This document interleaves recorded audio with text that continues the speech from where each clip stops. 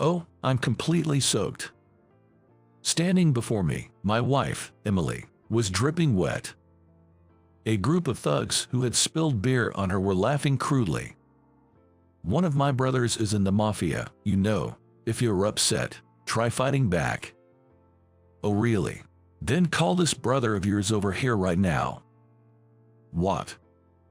And a few minutes later, the thugs were about to experience hell. My name is Michael, 26 years old.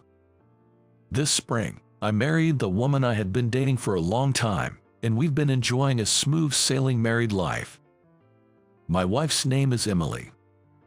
Emily is 4 years younger than me, and she is a beauty who is the envy of everyone around us, my pride and joy. I'm truly grateful that she accepted my proposal at a young age and entrusted her life to someone like me.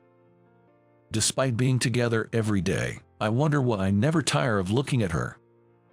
Her petite face, glossy hair, eyeliner that perfectly complements her attire, and long eyelashes. Emily, you're really beautiful.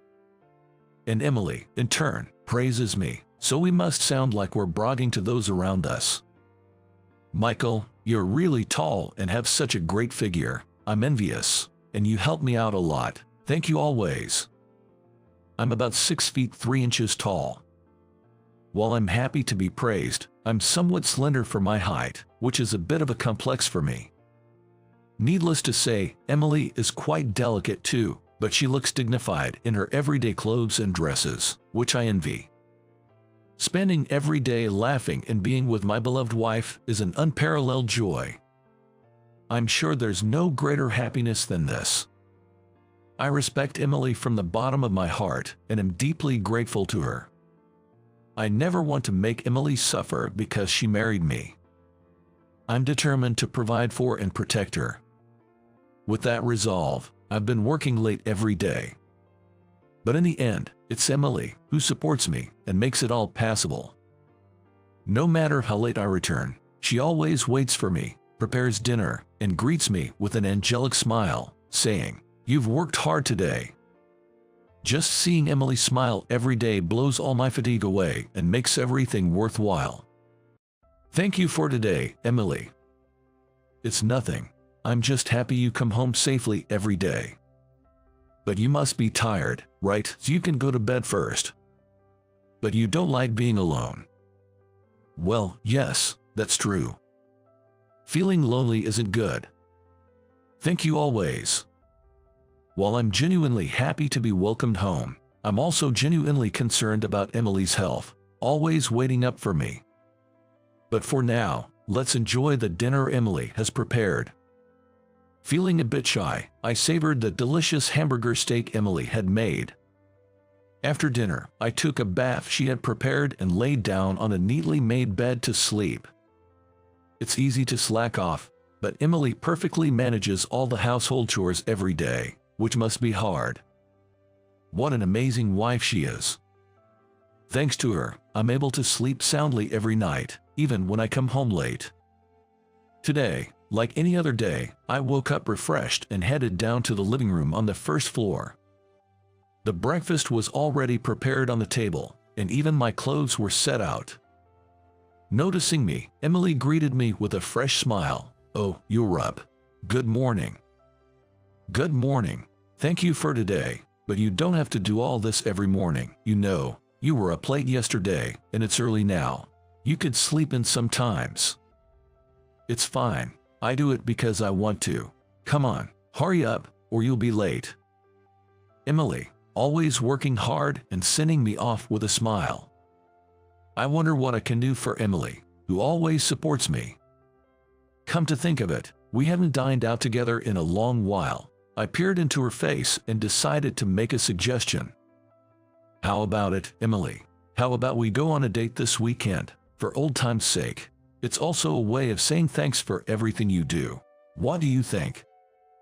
"Really? Of course, I'd love to. I'm so happy. Definitely. Let's go." Emily took my hand and showed me a truly joyful smile. Seeing her so happy made it all worth the invitation. I worked several times harder than usual so I could leave work early on the weekend, and I managed to come home early on the day. After finishing work and returning home, I tried to calm my excited heart while waiting for Emily to get ready. "It's been so long, I'm actually a bit nervous," she said. "I'm sorry for always being like this. From now on, I'll try to ask you out on dates more regularly. Today, you can order whatever you like as much as you want," I told her. "Haha, you always say that when we go out to eat. I'm looking forward to it." Emily usually wears natural makeup, but today she had put on a full outing makeup and dressed fashionably. "Sorry for the wait, let's go," she said. Seeing Emily dressed up for an outing after a long time, she looked very beautiful, and I could tell she was really looking forward to today, which filled me with excitement. Before our meal, we strolled around some shops and enjoyed a ride on a Ferris wheel with a view of the night sky, fully enjoying our rare date. As the reservation time for the restaurant approached, we headed to the restaurant, planning to escort her there, but "I'm terribly sorry. It seems your reservation is for tomorrow," we were told. "What? You're Michael, right? The time is correct, but it seems the date is for tomorrow. So, there are no seats available today, at all. I'm very sorry, but it's the weekend and all our seats are fully booked. We're unable to accommodate you today." I messed up.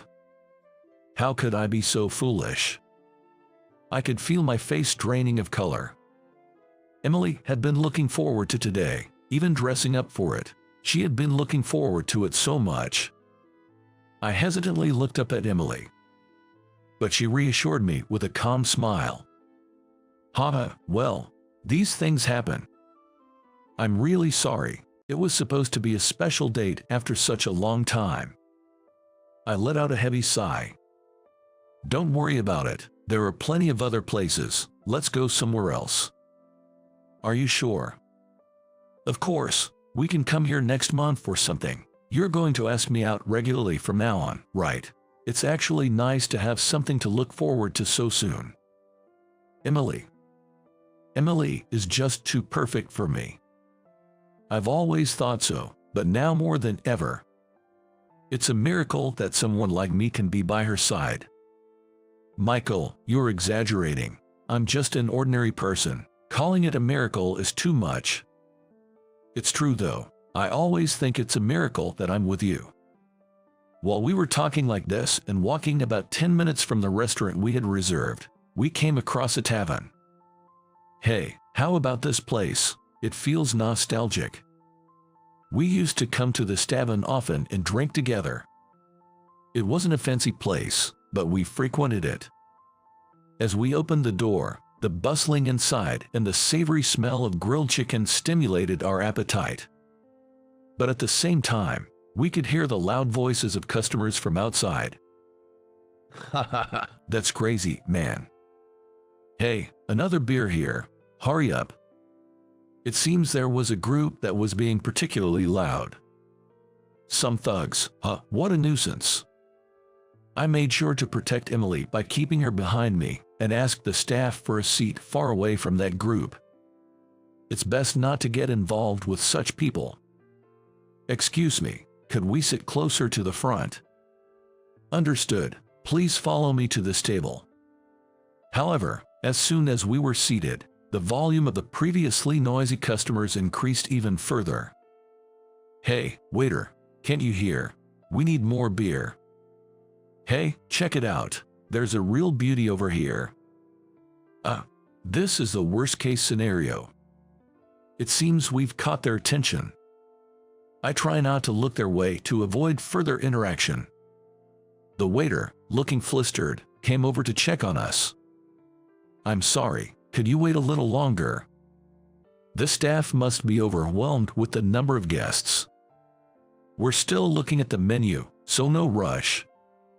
"Sorry about that, I'll come back to take your order later." But while we were looking at the menu, 3 of those thugs from the back seats started to surround our table. "Excuse me, we'd like to order. What's this about?" "We're not waiters, man, but hey, this lady here is gorgeous." Emily kept a composed demeanor and continued to look at the menu. What's your relationship with this guy? Excuse me, you guys are. Shut up, we weren't talking to you. Wait, are you two wearing rings? Are you married or something? That's a turnoff, but we're more fun than this guy. Come drink with us. Please stop, you're bothering my wife. What's your problem, huh? Just because you're big doesn't mean you can act tall, high and mighty. Come on, lady, we're better than this tall dude. Saying that, one of the men forcefully grabbed Emily's arm. At that moment, Emily glared at the men and finally spoke up. That's not happening, and I have no interest in talking with strangers like you. Saying this, she shook off the man's hand and returned her gaze to the menu. I was about to suggest leaving the place and tried to take Emily's hand, but the thugs interfered. What do you think you're doing? Just so you know, we're not just any thugs. Yeah, my brother's in the mafia. Such shallow thugs. There's no need to take these guys seriously. Just then, Emily directly addressed the men. Is that so? But that's about your brother, not you. If you have to brag, why don't you talk about your own achievements? Well, you probably have nothing to say, which is why you're mentioning your brother. Can you please go away? The atmosphere tensed up for a moment. And then, the men's faces twisted in anger, their fists clenched. But Emily, as if nothing had happened, turned to me and said, "Let's order this," with a cool expression. But at that moment, one of the angry men threw beer at Emily. You think you're better than us just because you're pretty. I told you, my brother's in the mafia, so I'm invincible.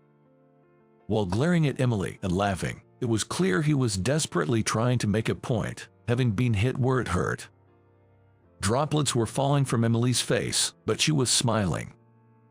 Oh, I dressed up so nicely, and now I smell like beer. I handed a handkerchief to Emily and then quietly stood up, facing the man who had spilled beer on her. Hey, which group is your brother with? Bring him here right now. What? I'm saying, bring him here. If you can't do that right now, can you give me his name? I'll get in touch with him myself. What the hell are you? Not what, just hurry up and tell me.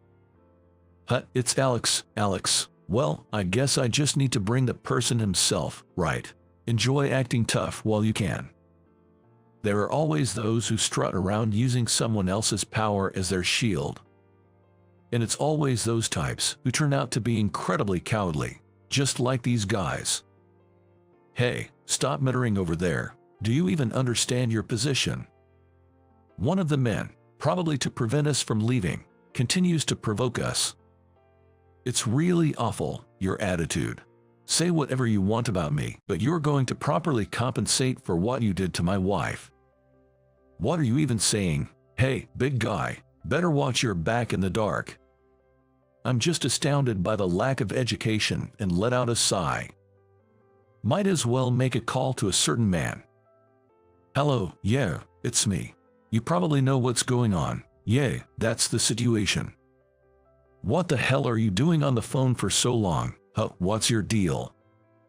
Did you hear that? That's what's happening. Too bad. Yeah, I'll be waiting. I quickly relay the message and hang up. After a few minutes, it seems Alex has arrived at the store. He must have been nearby because he rushes in, panting. Hey, bro, you were close by. Listen to this. This guy is being super arrogant. While pointing at me with a smug face, the man recognized as a brother, Alex, furiously starts beating up his brother. The sound of chairs and tables flipping over is loud, and glasses fall and shatter. This commotion is definitely not good for the restaurant. I apologize to the remaining customers and head over to the waiter. Keep the change. I'm very sorry for the disturbance. I leave all the cash I have on hand at the register and suggest that everyone should head outside. Let's talk outside. I'm so sorry. My foolish brother Jake. I don't even know how to apologize enough. Alex, I'm disappointed in you. I'm truly sorry. Hey, you two, apologize properly, you idiot. Ow, what the heck, bro, what got into you? His friends seemed confused as well. But regardless of being Alex's brother, he did spill beer on Emily. I crouched down to his level and explained the situation. Jake, you were acting tough using your brother's name, but your brother is actually my subordinate. It seems you weren't wrong about the mafia part, but I outrank your brother. I had heard about you from Alex, but I never imagined you would do something like spilling beer on my wife. Jake, you spilled beer on the wife of the underboss. How blind can you be, you idiot? I'm so sorry. Your voice is a bit too quiet. Well, let's hear the full story slowly.